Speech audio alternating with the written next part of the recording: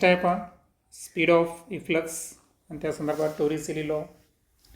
आता हे जे इफ्लक्स शब्द आहे यामध्ये, ओके, सो इफ्लक्स, तर या शब्दाचा जो अर्थ आहे ना, तर त्याचा सिंपल अर्थ काय आहे की जो फ्लुइड आहे हे जे बाहेर पडतात, अर्थातच त्यांचं जे आउटफ्लो आहे ना, सो फ्लुइडचा आउटफ्लो असा इफ्लक्सचा अर्थ आहे. आता ॲक्च्युअल हे जे इफ्लक्सचा फेनॉमेना आहे हे शोधणारे शास्त्रज्ञ टोरिसेली आहे आणि त्या संदर्भात त्यांनी एक फॉर्म्युला तयार केला आहे आणि त्यांचं असं म्हणणं आहे की जे स्पीड ऑफ इफ्लक्स आहे ना, हे जर ओपन टँक संदर्भात असेल, okay, so speed of efflux हे जे आहे टँक जर ओपन असेल तर अशा वेळेस याची जी स्पीड आहे ही कोणाच्या इक्वल असते, फ्री फॉलिंग बॉडीच्या, ओके, सो फ्रीली फॉलिंग जी बॉडी असते त्या बॉडीची जी व्हेलॉसिटी आहे त्या व्हेलॉसिटीचं कंपॅरिझन हे स्पीड ऑफ इफ्लक्सशी केलेलं आहे. ओके, जर टँक ओपन असेल तर आपल्याला माहीत आहे की फ्री फॉलिंग बॉडी जी आहे त्याचा फॉर्म्युला काय आहे, √2gh असंच घेतो ना आपण फ्री फॉलची व्हेलॉसिटी. ठीक आहे, आता आपण प्रूव्ह करू की असं का म्हणलं गेलं. तर इथे तुम्हाला एक टँक दिसेल, तर त्या टँकमध्ये एक लिक्विड आहे पहा, ओके, आणि या लिक्विडची जी डेन्सिटी आहे तर रो ही त्याची काय झाली, डेन्सिटी आहे असं आपण कन्सिडर करू. त्यानंतर इथे जर पाहिलं आपण तर एक स्मॉल होल दिसेल पहा तुम्हाला, बरोबर, आणि हे जे स्मॉल होल आहे तर हा जे बॉटम आहे समजा आहे ना, या बॉटमपासून त्याची जी हाईट आहे ही हाईट किती आहे, y1 आहे ना, y1 हाईटला काय इथं होल प्रेझेंट आहे, क्लिअर. आता होणार काय की जी एअर अबोव द लिक्विड आहे, ही जी लिक्विड आहे हा लिक्विडचा इथला सरफेस कन्सिडर करू आपण आणि त्याच्या अबोव इथं एअर प्रेझेंट आहे, बरोबर. सो ही जी एअर आहे तर ही जी एअर आहे अर्थातच लिक्विडचा सरफेस हा बॉटमपासून कोणत्या हाईटला आहे, y2 हाईटला.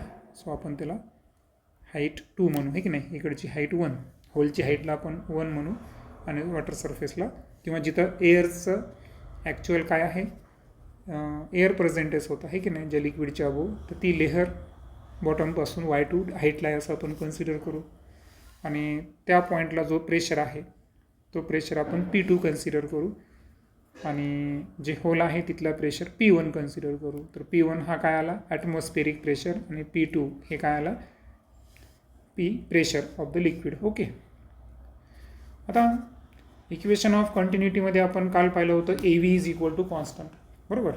सो आपण जे पाहिलं होतं ते इक्वेशन पाहिलं होतं की AV जे आहे हे काय असतं, कॉन्स्टंट असतं आणि त्यावरून आपल्याला लिहिता येतं की V1A1 is equal to V2A2. आता यावरून रिअरेंज करून जर V2चा फॉर्म्युला तयार केला तर A1/A2 इंटू V1 असा फॉर्म्युला असेल. आता ही जी टँक आहे तर याला 2 प्रकारचे एरिया ऑफ क्रॉस सेक्शन आहे, ओके. आता जी संपूर्ण टँक आहे ना, पूर्ण टँकचा जो क्रॉस सेक्शनल एरिया आहे तो आहे A2, ओके, आणि जे होलचा एरिया आहे तो कोणता आहे A1, ओके. सो A2 हे काय आहे एरिया ऑफ टँक आणि A1 जे आहे it is the area of hole. आता तुमच्या लक्षात आलं असेल की A2 जो आहे to much greater than A1, बरोबर. सो अशा वेळेस काय होतं की A2 जर A1पेक्षा ग्रेटर असेल तर आपल्याला असं कन्सिडर करावं लागतं की जे फ्लुइड आहे टॉपला तर ते काय आहे ॲट रेस्ट पोझिशनला. लक्षात आलं का, जर A1 खूप लहान आहे A2 खूप जास्त आहे तर अशा वेळेस हे जे फ्लुइड आहे हे फ्लुइड कोणत्या पोझिशनला आहे, रेस्ट पोझिशनला आहे, म्हणजे A2 पॉईंटला जी स्पीड असते ती किती असणार या ठिकाणी 0 आपण कन्सिडर करू. सो आपण जर बर्नौलीज इक्वेशन पॉईंट 1 आणि पॉईंट 2 दोन ठिकाणी जर अप्लिकेबल केलं तर आपल्या लक्षात येईल की होलवर जो प्रेशर P1 होता हा कशाच्या इक्वल आहे, ॲटमॉस्फेरिक प्रेशरच्या इक्वल आहे. आणि दॅट्स वाय अगोदर आपण काय करू, बर्नौलीज इक्वेशन लिहून घेऊ. तर बर्नौलीज इक्वेशन मी तुम्हाला अगोदर लिहून दाखवतो, म्हणजे आपल्याला थोडं व्हॅल्यू टाकायला सोपं जाईल. So P1 plus half rho V1 square plus rho GH1 is equal to P2 plus half rho V2 square plus rho GH2. जेव्हा की मी तुम्हाला सांगितलं की पुन्हा एकदा नोट डाऊन करून देतो की V2 काय आहे, 0 आहे, बरोबर. त्यानंतर P1 काय घ्यायचं आहे आपल्याला, PA घ्यायचा आहे, बरोबर. आणि त्यानंतर P2 जो आहे तो काय घ्यायचा आहे आपल्याला, P घ्यायचा आहे, बरोबर. एवढे आपले चेंजेस आहेत, त्या किमती आपण टाकून देऊ. सो आता P1 झाला PA plus half rho V1 square as it is plus row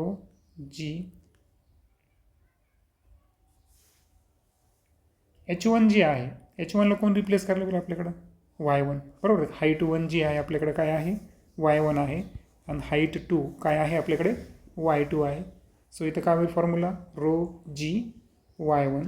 P2ला replace केलं Pनं, V2 0 आहे, दॅट्स वाय पूर्ण राशी काय झाली 0. आणि रो H2ला कशाने रिप्लेस केलं आपण, Y2नं. ओके, असं इक्वेशन होईल. आता एक लक्षात घ्या, आकृतीमध्ये तुमच्या लक्षात आलं असेल जी टोटल हाईटमधून होलपर्यंतची हाईट जेव्हा आपण मायनस केली तेव्हा व्हॅल्यू काय निघली, H. म्हणजे इथं जी H आहे त्या Hला काय लिहू शकतो बरं आपण, हायर हाईटमधून लोअर हाईट काय करणार आपण, मायनस करणार, बरोबर. ती व्हॅल्यू पण इथं आपल्याला यूज करायची आहे. आणि सो इथे आपल्याला ॲक्च्युअल फॉर्म्युला तयार करायचा आहे V1चा, आहे ना आपल्याला. कारण टोरिसेलीचं म्हणणं काय आहे की स्पीड ऑफ इफ्लक्स हे फ्री फॉलिंग बॉडीच्या इक्विव्हॅलेंट असते, ओपन टँक असेल तर ते आपल्याला प्रूव्ह करायचं आहे. ओके,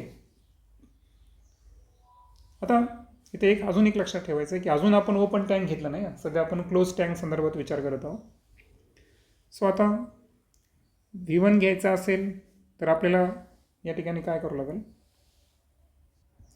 लेफ्ट हँड साईडला फक्त आपण काय प्लेस करणार, हाफ रो V1 स्क्वेअर, बरोबर. सो अपोजिट साईडला जर पाहिलं आपण तर P मायनस PA करू आपण, है ना. आणि त्यानंतर हा जो रो Y2 आहे त्यामधून रो Y1 वजा करू, करेक्ट. मग हे केल्यावर पुढे काय होईल की P मायनस PA आपण एका कंसात घेऊ आणि प्लस यांच्यामध्ये एक कॉमन जो निघतो तो काय निघेल या ठिकाणी, रो कंसात Y2 मायनस Y1. आता Y2 मायनस Y1ची किंमत आपण किती घेतली, H घेतली. So is equal to P minus PA plus rho GH, हा फॉर्म्युला आला. आता यावरून V1 स्क्वेअरची किंमत काढायची असेल तर 2 जे भागाकार ते मल्टिप्लायमध्ये जातील. ओके, आता आपण काय करू, दोघांना मल्टिप्लाय करू. ओके, सो अगोदर GHला करतो, पहा 2 रो GH याला मल्टिप्लाय केलं प्लस 2P मायनस PAला मल्टिप्लाय करतो, बरोबर. आणि हा जो रो आहे इथं गुणाकारात आहे, अपोजिट साईडला कुठं जाईल तो भागाकारात. तुम्हाला माहिती आहे छेद आपल्याला काय घेता येतो, सेपरेट घेता येतो प्लस असेल तर. मग यालासुद्धा मी छेद घेणार रो आणि यालासुद्धा काय घेणार, रो छेद घेणार. सो इथं रो गेट काय होणार, cancel. So V1 is equal to, आता समोरच्याच काय घेणार मी, under root. So under root घेताना 2GH एवढं शिल्लक राहील इथं. आणि अपोजिट साईडला काय राहिलं, अनदर साईडला 2 in bracket P minus PA upon rho. ही झाली V1. ओके, आता हे सर्व केव्हा बरं, जर टँक जी आहे ती ओपन आहे का अजून, नाही, टँक ओपन नसताना आहे. आता हे झालं स्पीड ऑफ इफ्लक्सचा फॉर्म्युला. जेव्हा आता त्या कंडिशनमुळे ज्या कंडिशनबद्दल मी बोलायलो, आता जेव्हा पी हा खूप जास्त असेल ॲटमॉस्फिअरिक प्रेशरपेक्षा, okay, so P is too much greater than P A. तर अशा वेळेस एक लक्षात ठेवायचं आहे की 2GH ही जी राशी आहे ना, या राशीला आपल्याला काय करावं लागतं, या ठिकाणी इग्नोर करावं लागतं. सो इग्नोरची कंडिशन काय आली की pressure of the liquid is too much greater than the atmospheric pressure जर असेल तर अशा वेळेस काय होणार की 2GH ह्या राशीला आपण काय करणार, निग्लेक्ट करणार.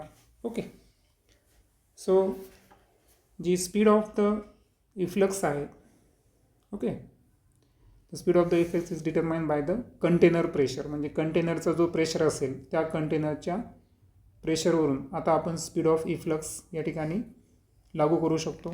आणि दुसरं जर सांगायचं असेल,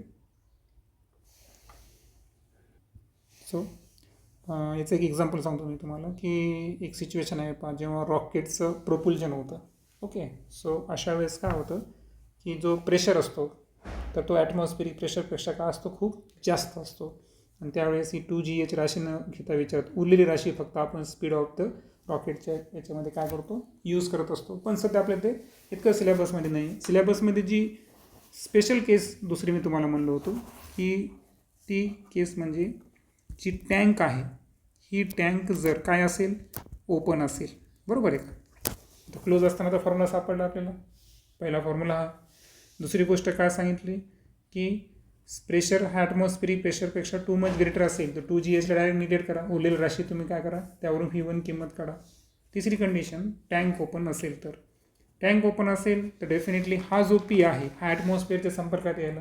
दॅट्स वाय इथं आपण काय म्हणू शकतो की जो प्रेशर ऑफ द फ्लूइड आहे हे कशाच्या इक्वल आला होता, ॲटमॉस्फिअरिक प्रेशरच्या इक्वल आला. मग आता मला सांगा की V1 is equal to PA हे दोन्ही एकमेकांचे इक्वल असेल तर डिफरन्स 0 झाला, म्हणजे इथं उलट झाला. दुसरी राशी पूर्णपणे काय झाली, ड्रॉप झाली. आणि V1ची स्पीड ही कोणाची इक्वल आली, 2GH. आता हा 2GH फॉर्म्युला कोणाचा आहे, फ्रीली फॉलिंग बॉडीजचा आहे. याचा अर्थ टोरिसेलीनं जे लॉ सांगितला होता की स्पीड ऑफ इफ्लक्स हे फ्री फॉलिंग बॉडीसारखे बिहेव करतं जर टँक ओपन असेल, तर इथं प्रूव्ह झालं. So this is the speed of free falling body and this is the Torricelli's law. Next लेक्चरमध्ये आपण डायनॅमिक लिफ्ट संदर्भात डिटेलमध्ये डिस्कस करू.